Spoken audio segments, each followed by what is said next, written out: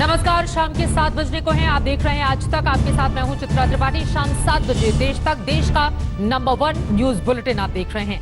देश तक में सबसे पहले बात करेंगे लॉकडाउन में कोरोना की बढ़ती रफ्तार की। देश में कोरोना के मरीजों की तादाद 15,000 के पार पहुंच गई है।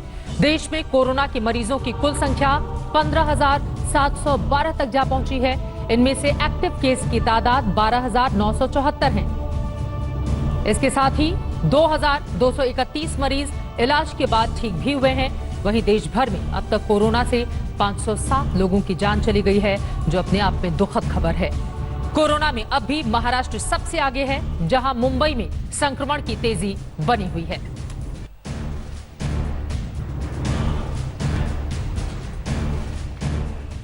तो महाराष्ट्र सरकार के लिए चिंता का सबब इन सब के बीच कल से कुछ ढील देने की बात भी निकलकर सामने आई है महाराष्ट्र और राजस्थान की सरकार के बीच। लेकिन देश और दुनिया की 5 बड़ी खबरें कोरोना से जुड़ी हुई आखिर वो कौन सी हैं, जिसके बारे में आपके लिए जानना बेहद जरूरी है।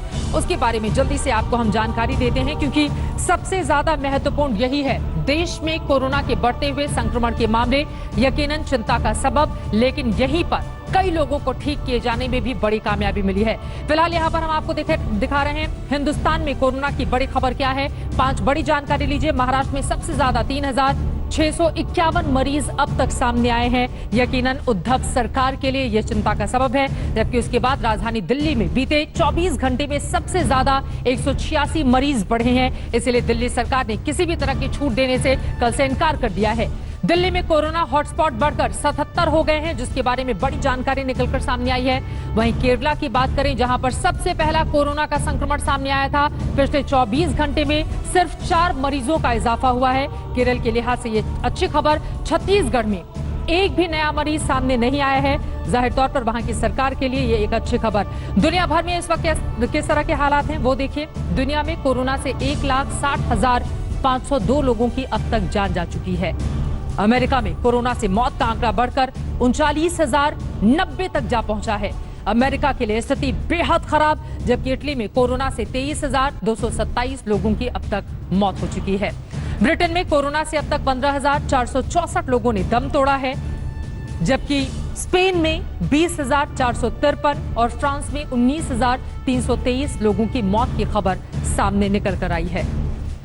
यह हमने आपको देश और दुनिया की जो बड़ी खबरें थी उनसे आपका तारुफ करवाया कि किस तरह से कोरोना संक्रमण के मामले लगातार दुनिया भर में बढ़ते हुए चले जा रहे हैं। सबसे ज्यादा बेहाल अगर कोई एक देश है तो वो है अमेरिका। वहीं हिंदुस्तान की बात करें तो सबसे ज्यादा परेशानी का सबब महाराष्ट्र के लिए, और उसके बाद बात आती है राजधानी दिल्ली की। दिल्ली में कोरोना का संक्रमण तेजी से फैल रहा है। कोरोना के मरीजों की संख्या में इजाफा हो रहा है। इसीलिए दिल्ली के मुख्यमंत्री अरविंद केजरीवाल ने निर्णय लिया है कि लॉकडाउन के दौरान वो फिलहाल दिल्ली में किसी भी तरह की कोई छूट नहीं देंगे, क्योंकि इसके भयानक दुष्परिणाम हो सकते हैं।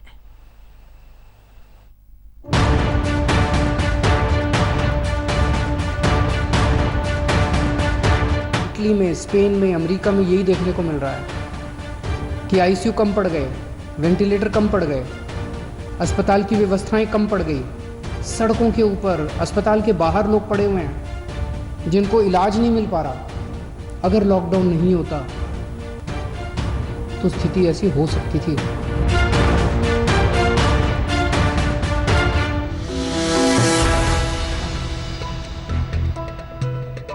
तो 20 अप्रैल से लॉकडाउन में आंशिक छूट मिलने के सारे कयासों को दिल्ली के मुख्यमंत्री ने ध्वस्त करते हुए ऐलान कर दिया कि दिल्ली में फिलहाल किसी तरह की कोई छूट नहीं मिलेगी,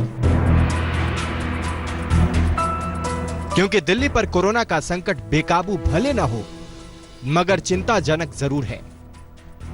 दिल्ली में कोरोना मरीजों की संख्या 1,890 के पार हो गई है। दिल्ली में 24 घंटे में 180 से ज्यादा केस सामने आए हैं। दिल्ली में 42 लोगों की अब तक मौत हो चुकी है। दिल्ली सरकार ने दिल्ली के पूरे 11 जिलों को हॉटस्पॉट माना है। 11 जिले में 77 जगहों को हॉटस्पॉट मानकर सील कर दिया गया है। दिल्ली के हालात लगातार बिगड़ रहे हैं। सरकार अपने स्तर पर कोशिशें भी कर रही हैं, मगर खतरनाक बात यह है कि दिल्ली में जो 186 नए मरीज मिले हैं, पूरे के पूरे 186 मरीजों में एक भी मरीज में कोरोना का कोई लक्षण नहीं था। किसी को बुखार नहीं है, किसी को खांसी नहीं है, किसी को सांस की शिकायत नहीं थी। उनको पता ही नहीं था कि उनको कोरोना है। उनको पता ही नहीं था कि वो कोरोना लेके घूम रहे हैं इधर उधर। ये और भी खतरनाक बात है। अब चुनौती यह है कि जब कोरोना का लक्षण ही नहीं दिख रहा तो फिर मरीज की पहचान कैसे की जाएगी। बहरहाल दिल्ली में जगह जगह सैनिटाइजेशन हो रहा है, मगर इस लॉकडाउन में दिल्ली पुलिस ने इतिहास रच दिया है। जब से दिल्ली पुलिस का निर्माण हुआ है तब से अब तक दिल्ली पुलिस अपने सबसे बड़े ऑपरेशन को अंजाम दे रही है। कोरोना को लेकर हर मोर्चे पर दिल्ली पुलिस लगातार जंग लड़ रही है। 1948 में जब से दिल्ली पुलिस का गठन हुआ है तब से अभी तक इंसानियत को लेकर दिल्ली पुलिस ने अपना सबसे बड़ा ऑपरेशन चलाया है। अभी तक 50 लाख से ज्यादा गरीबों और जरूरतमंद लोगों तक दिल्ली पुलिस ने फूड पैकेट पहुंचाए हैं। हालात बिगड़े हुए हैं। जाहिर सी बात है कि कोरोना के संक्रमण को अगर हराना है तो घर से बाहर नहीं जाना है। दिल्ली से पुनीत शर्मा और अनुज मिश्रा के साथ आज तक ब्यूरो।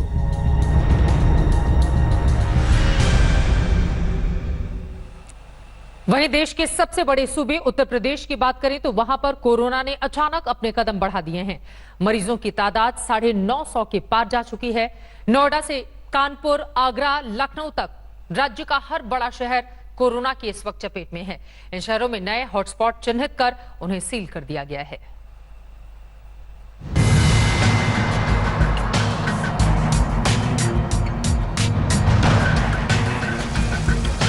बीते 24 घंटों में यूपी के बड़े शहरों में कोरोना वायरस ने खलबली मचा दी है।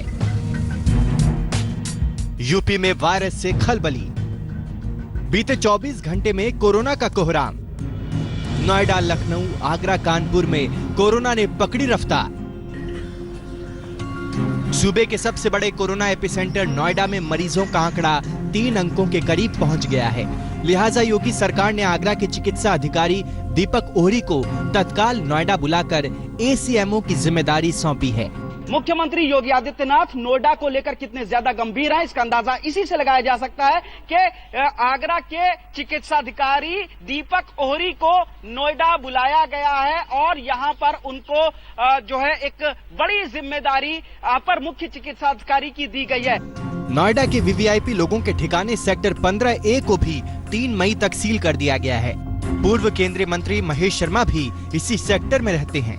गौतम बुद्ध नगर के पॉश एरिया सेक्टर 15A को सील कर दिया गया है। ये देखिए तस्वीरें हम आपको दिखा रहे हैं कि यहाँ पर तस्वीरों में यहाँ पर देखिए यूपी पुलिस के पहरा है और साथ साथ पूरी सोसाइटी को, पूरे सेक्टर को सील कर दिया गया है। बताना चाहेंगे कि ये पॉश एरिया है जहाँ पर फॉर्मर मिनिस्टर और बीजेपी सांसद महेश शर्मा भी रहते हैं। लखनऊ में 24 घंटे में 53 नए केस, 11 रिपीट केस पॉजिटिव, कुल मरीज 164। यूपी की राजधानी लखनऊ में बीते 24 घंटे में 53 नए केस सामने आए हैं, जबकि 11 पुराने मामलों के रिपीट टेस्ट भी पॉजिटिव निकले हैं। लखनऊ में कोरोना के 164 मामले हो चुके हैं। वायरस की बढ़ती रफ्तार को रोकने के लिए 7 नए हॉटस्पॉट क्षेत्र बनाए गए हैं। ये इलाके हैं यूसुफ मस्जिद हसनगंज, अल हयात मस्जिद मड़ियाव, पीरबाग मस्जिद गाजीपुर, तोपखाना कैंट, रामदास कहाता सदर, घोसियाना तेलीबाग, मरकज मस्जिद कैसरबाग। आगरा और कानपुर में भी कोरोना संक्रमण तेजी से बढ़ रहा है। ताज नगरी आगरा में 42 नए केस आने के बाद मरीजों की संख्या बढ़कर 241 हो गई है, जबकि कानपुर में 14 नए केस पाए जाने के बाद कुल मरीज 45 हो गए हैं। हालांकि कानपुर से अच्छी खबर यह है कि 6 जमातियों की कोरोना रिपोर्ट नेगेटिव आने के बाद उन्हें डिस्चार्ज कर दिया गया है। मेहमानदारी किया, खिदमत किया, सब कुछ किया। वहीं फिरोजाबाद में 65 साल के मौलाना इश्तियाक खान की कोरोना से मौत हो गई।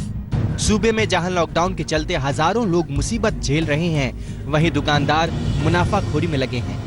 मोहनलालगंज की एसडीएम पल्लवी मिश्रा ऐसे दुकानदारों को सबक सिखाने के लिए छात्रा बनकर पहुंची और कई दुकानदारों को रंगे हाथ पकड़ा। लखनऊ से कुमार अभिषेक के साथ आज तक ब्यूरो। उत्तर प्रदेश के बाद अब आपको लेकर चलते हैं मध्य प्रदेश, जहां पर कोरोना का भीषण कहर बरपा हुआ है। राज्य में कोरोना संक्रमितों की संख्या 1400 के पार हो गई है। अकेले इंदौर में ही 50 से ज्यादा मरीजों की मौत हो गई है। सूबे में मचे इस हाहाकार के बीच इंदौर से ही एक गमगीन खबर भी सामने आई, जहां पर एक जूनियर इंस्पेक्टर की कोरोना संक्रमण से मौत हो गई।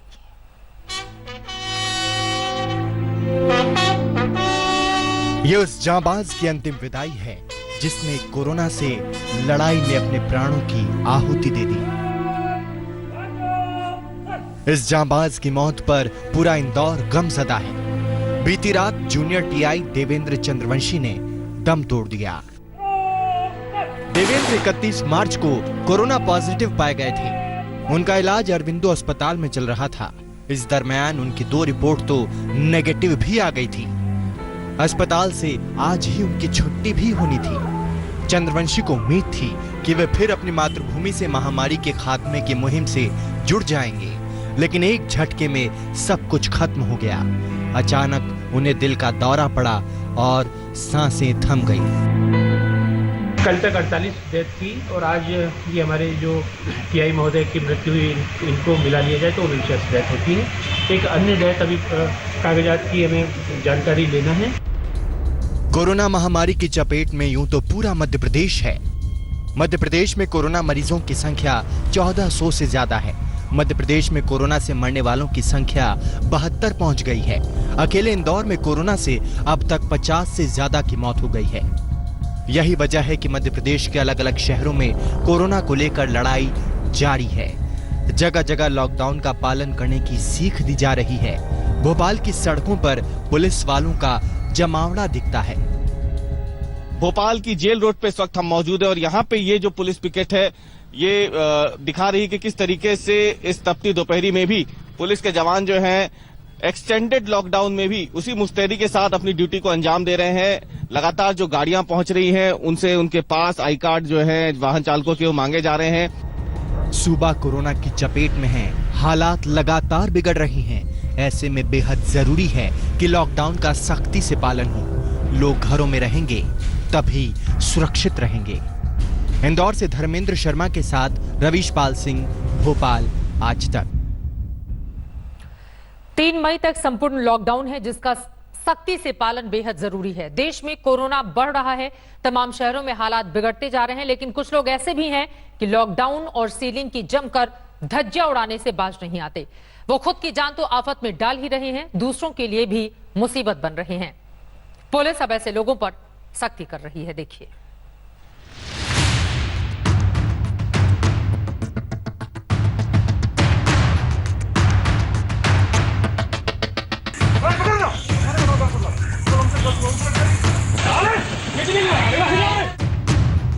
देश में कोरोना मीटर की रफ्तार थम नहीं रही।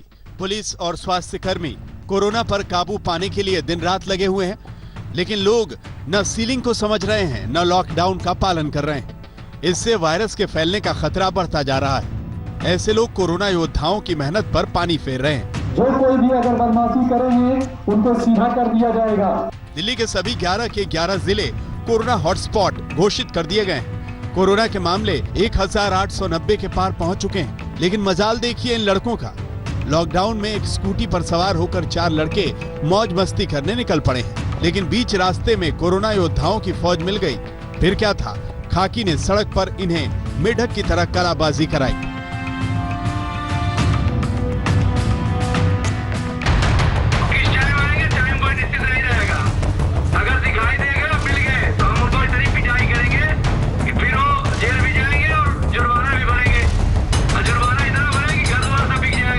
कानपुर की सड़कों पर पुलिस की अपील को नजरअंदाज करते हुए जब लोग सड़कों पर उतरने से बाज नहीं आए तो आखिर पुलिस को सख्ती दिखानी पड़ी। लॉकडाउन की धज्जियां उड़ाने वालों को पुलिस ने जमकर डंडों से उड़ाया। कानपुर में कोरोना के 14 नए मामले सामने आने के बाद मरीजों की संख्या तेजी से बढ़ते हुए 45 तक जा पहुंची है।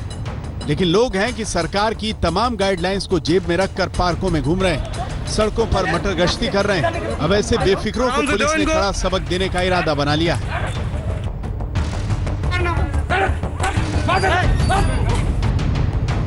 यूपी के कानपुर में लॉकडाउन तोड़कर मौज मस्ती हो सकती है तो भला बिहार का सीवान क्यों पीछे रहे। यहाँ पर कुछ लड़कियां साइकिल पर सवार होकर घूमने निकल पड़ी। रास्ते में पाला महिला पुलिस से पड़ गया। फिर क्या था, महिला पुलिस ने इन्हें उठक बैठक कराई और घर वापस भेजा। झारखंड के जामताड़ा में भी पुलिस ने सड़क पर घूमती भीड़ की जमकर खबर ली। दिल्ली से अमरदीप और कानपुर से रंजन सिंह के साथ आज तक ब्यूरो।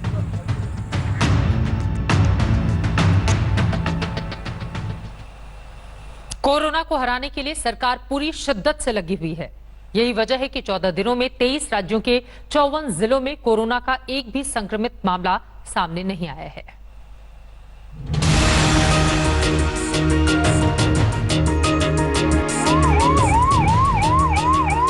पूरी दुनिया कोरोना की मार से बेजार है। इसमें कोई शक नहीं है कि हिंदुस्तान में भी कोरोना ने कहर बरपा दिया है। कोरोना से बीमार होने वालों का आंकड़ा 16,000 के पार पहुंच गया है और मरने वालों की संख्या 500 के पार। मगर राहत की बात यह है कि कोरोना के संक्रमण को रोकने की कवायद पूरी मुस्तैदी से हो रही है।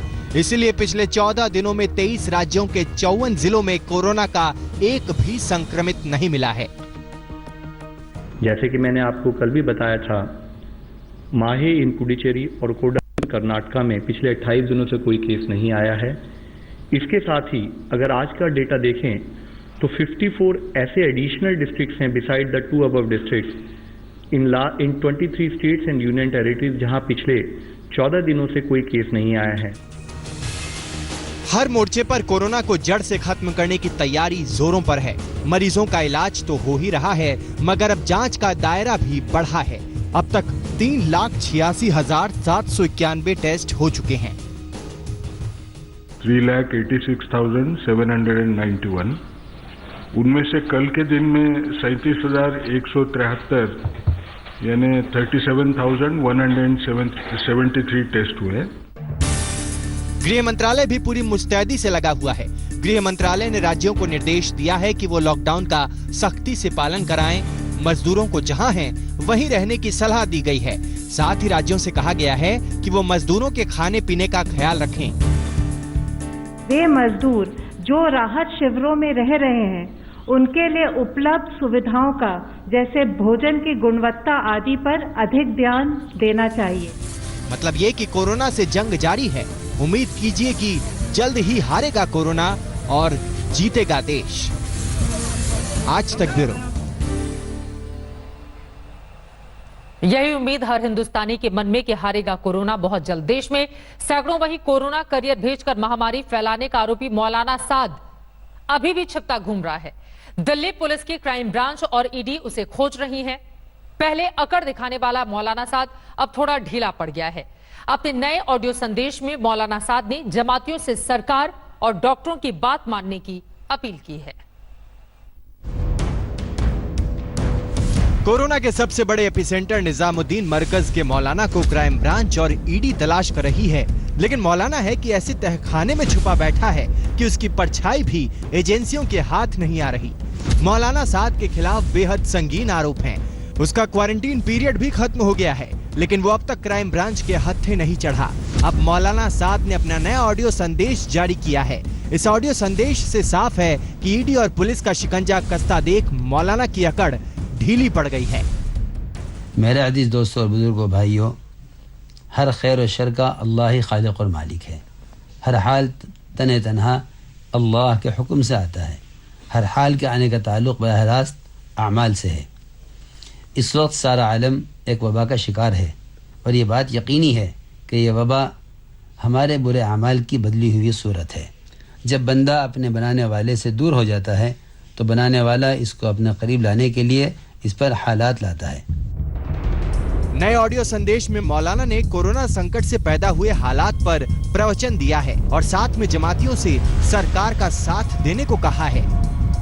इस वबा से निपटने के लिए ज़रूरी है कि दावत और तबलीग से वाबस्ता अफराद जहाँ कहीं भी हैं और ज़िला की इंतज़ामिया और हुकूमत उनको टेस्ट करने या क्वारंटाइन करने के लिए ले जाना चाहती है तो इंतज़ामिया का इसमें पूरा ताउन करें, इंतज़ामिया का पूरा साथ दें। किसी भी बीमारी का इलाज करना इंतहाई ज़रूरी है, इसलिए इसका एहतमाम करें और अल्लाह रब्बुल इज़्ज़त की तरफ दुआ और सदक़ात और रात के क़याम और तहज्जुद और सातुल हाजा के ज़रिए मुतवज्जे रहें। नीज़ अपने ज़रूरतमंद पड़ोसियों का ख्याल करें, कोई हमारा पड़ोसी भूखा ना सोए। अगर मौलाना की अक्ल पहले ही ठिकाने आ गई होती तो दिल्ली और देश को कोरोना का इतना बड़ा संकट शायद ना झेलना पड़ता, क्योंकि देश में कोरोना के कुछ मामलों में जमातियों का आंकड़ा करीब 30% का है। ये ख्याल बातिल ख्याल है। कि मस्जिद में जमा होने से बीमारी पैदा होगी। मौलाना के तेवर भले ढीले पड़ गए हों, लेकिन सवाल यही है कि वो कहां छुपा बैठा है। मरकज और मौलाना के खातों में आई रकम का हिसाब वो एजेंसियों को कब देगा? मौलाना साद ने कहा है कि जितने भी जमाती हैं वो भूखे गरीबों को खाना भी खिलवाएं, लेकिन सबसे बड़ा सवाल यही है कि मरकज चीफ मौलाना साद आखिर कहां छुपा बैठा है। कैमरामैन संजय खान के साथ अरविंद ओझा, दिल्ली आज तक। पुलिस मौलाना साद को ढूंढ रही है लगातार और वो वीडियो संदेश जारी कर रहा है। चलिए आगे बढ़ते हैं। केंद्रीय मंत्री जितेंद्र सिंह ने कोरोना से लड़ाई के बीच यूपीएससी के छात्रों के लिए जरूरी जानकारी आज तक से साझा की है। मेरे सहयोगी गौरव सावंत ने उनसे खास बातचीत की है, सुनिए। जो यूपीएससी के एग्जाम है, सरकारी नौकरियां हैं, उसके एग्जाम होंगे भी या नहीं? इस समय हमारे साथ है doctor Jitendra Singh, department of personal and training के मंत्री हैं, प्रधानमंत्री कार्यालय में हैं। डॉक्टर जितेंद्र सिंह, क्या यूपीएससी एग्जाम होंगे इस वर्ष और कब? सबसे पहले तो मैं ये कहूंगा गौरव कि अच्छा किया आपने ये विषय उठाया, क्योंकि कुछ समय से काफी हद तक युवाओं के मन में आशंका जाग रही है और कुछ एक ऐसी अफवाहें भी आ रही हैं कि शायद उन्हें लगता है कि यूपीएससी के एग्जाम्स रद्द कर दिए जाएंगे, ये होंगे ही नहीं इस साल। तो मैं सबसे पहले तो एक ही वाक्य में आपके माध्यम से स्पष्ट कर दूं कि ऐसी कोई योजना नहीं है, ऐसा कोई निर्णय नहीं किया गया। यूपीएससी के एग्जाम, जिसमें मुख्य तौर पर इस समय जो ज़्यादा प्रमुख था परीक्षा, वो थी सिविल सर्विसेज एग्जामिनेशन, जिसमें आईएएस इत्यादि भी आते हैं, वो अवश्य होंगे। लेकिन जैसा हम सब समझते हैं कि इन परिस्थितियों में उनको करवाने की संभावना बहुत कम थी, इसलिए मई 3 के बाद उस पर एक निर्णय लिया जाएगा। इस समय हमारे यूपीएससी को लेकर के, सिविल सर्विसेज को लेकर के 2 किस्म की परीक्षाएं थी। एक तो फाइनल, जिसमें पर्सनैलिटी टेस्ट, इंटरव्यू इत्यादि आता है, और दूसरा अगले वर्ष के बैच के लिए जो प्रिलिमिनरी का प्रोसेस था, उसकी भी तिथि निर्धारित करने का समय आया था। मैं आपके माध्यम से स्पष्ट कर दूं कि 3 मई के बाद जैसे ही लॉकडाउन का ये फेज समाप्त होगा, हम नोटिफाई भी करेंगे और समय भी देंगे। नमस्कार, मैं हूं अंजना ओम कश्यप। हमें उम्मीद है ये वीडियो आपको पसंद आया होगा। लेटेस्ट खबरों के लिए यूं ही देखते रहिए आज तक, और इस वीडियो के पसंद आने पर लाइक, शेयर एंड सब्सक्राइब करना ना भूलें।